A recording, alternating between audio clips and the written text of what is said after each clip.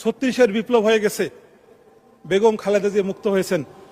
এবং এই যে বেগম খালেদা জিয়া মুক্ত হয়েছেন, মাননীয় প্রধানমন্ত্রী দেশে ফিরেছেন, মাননীয় স্বরাষ্ট্রমন্ত্রী সহ অনেকেই দেশে ফিরেছেন। এর টোটাল ক্রেডিটটা হলো জুলাই বিপ্লবের, মাননীয় স্পিকার, এটা হলো জুলাই বিপ্লবের কারণে। কষ্টের যে দিক সেটি হলো 2006 সালে আমরা যখন ছাত্র ছিলাম, ছাত্র নেতা ছিলাম, আমরা দেখেছি কোন পরিস্থিতিতে মাননীয় প্রধানমন্ত্রীকে এই দেশ ছাড়তে হয়েছে।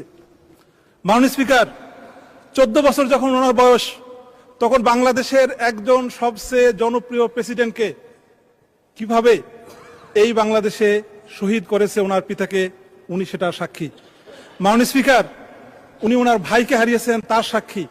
মাননীয় স্পিকার, উনি ওনার মাকে এই বাংলাদেশে অনেক বঞ্চনার জিনিস দেখেছেন, উনি তারও সাক্ষী। মাননীয় স্পিকার, আমার ব্যক্তিগত জীবনে একটা এক্সপিরিয়েন্স বলে আমি এই বিষয়টি শেষ করতে চাই। 36 জুলাই যখন বিপ্লব হয়, মাননীয় স্পিকার, আমাদের সৌভাগ্য হয়েছিল, আমরা লন্ডনে ছিলাম। 29 জুলাই মাত্র এক সপ্তাহ আগে সিলেট 3-এর সম্মানিত এমপি ওয়েস্টমিনস্টার পার্লামেন্টের একটা চেম্বারে আমরা এই জুলাই প্রোটেস্টের জন্য গিয়েছিলাম।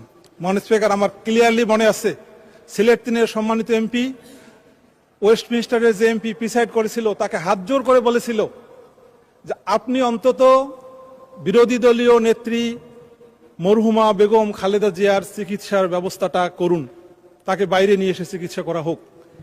এর মাত্র এক সপ্তাহ পর, মাননীয় স্পিকার, 36-এর বিপ্লব হয়ে গেছে, বেগম খালেদা জিয়া মুক্ত হয়েছেন। এবং এই যে বেগম খালেদা জিয়া মুক্ত হয়েছেন, মাননীয় প্রধানমন্ত্রী দেশে ফিরেছেন, মাননীয় স্বরাষ্ট্রমন্ত্রী সহ অনেকেই দেশে ফিরেছেন। এর টোটাল ক্রেডিটটা হলো জুলাই বিপ্লবের, মাননীয় স্পিকার, এটা হলো জুলাই বিপ্লবের কারণে।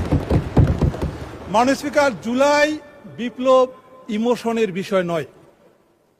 মাননীয় স্পিকার, জুলাই একটা রিয়াল বাস্তবতার বিষয়। আমি বিনীতভাবে মাননীয় স্পিকার আমাকে 2 মিনিট সময় বাড়ায় দেওয়ার জন্য বলবো। মাননীয় স্পিকার, এই জুলাই বিপ্লবে আমাদের যে সংসদ গঠিত হয়েছে, এই সংসদ নর্মাল কোন সংসদ না। মাননীয় স্পিকার, এখানে 3 জন এমন সংসদ সদস্য আছেন যারা ফাঁসির সেল থেকে এসে এমপি হয়েছেন, 2 জন এমন সংসদ সদস্য আছেন যারা আয়নাঘর থেকে এসে এমপি হয়েছেন।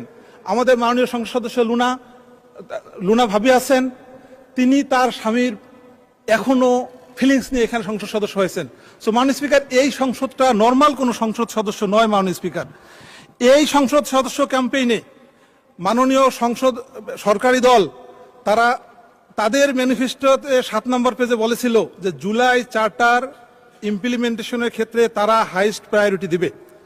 মাননীয় স্বরাষ্ট্রমন্ত্রী তিনি 5 অক্টোবর বলেছিলেন যে গণভোটে আইনের কোনো ব্যারিয়ার নেই এবং গণভোট পাশ হলে এটা অক্ষরে অক্ষরে সরকার পালন করবে। মাননীয় স্পিকার, আবু সাইদের কবর জিয়ারত করার পর মাননীয় প্রধানমন্ত্রী 30 জানুয়ারি রংপুরে ভোটের পক্ষে ভোট চেয়েছেন।